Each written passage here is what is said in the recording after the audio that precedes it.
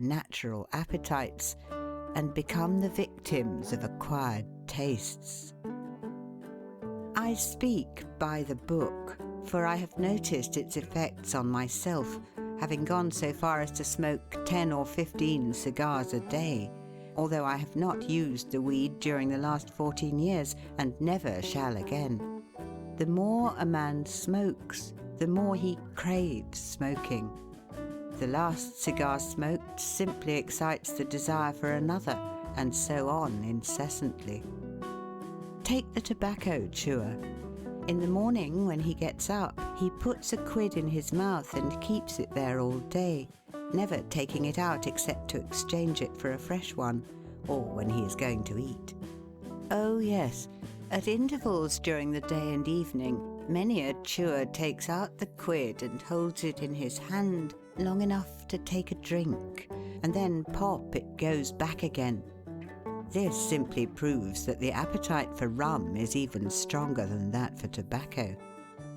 When the tobacco chewer goes to your country seat and you show him your grapery and fruit house and the beauties of your garden, when you offer him some fresh ripe fruit and say, "My friend, I have got here the most delicious apples and pears and peaches and apricots. I have imported them from Spain, France and Italy. Just see those luscious grapes. There is nothing more delicious nor more healthy than ripe fruit. So help yourself. I want to see you delight yourself with these things." He will roll the dear quid under his tongue and answer, "No, I thank you, I have got tobacco in my mouth."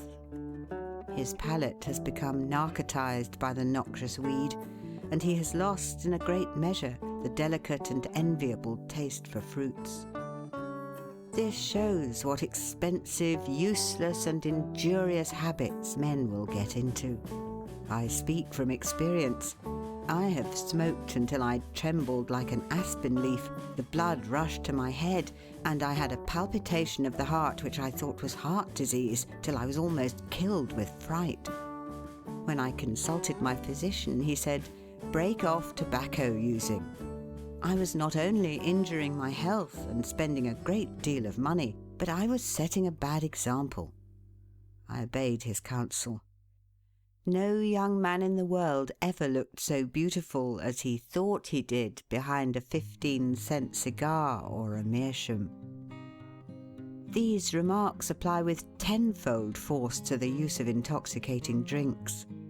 To make money requires a clear brain. A man has got to see that 2 and 2 make 4.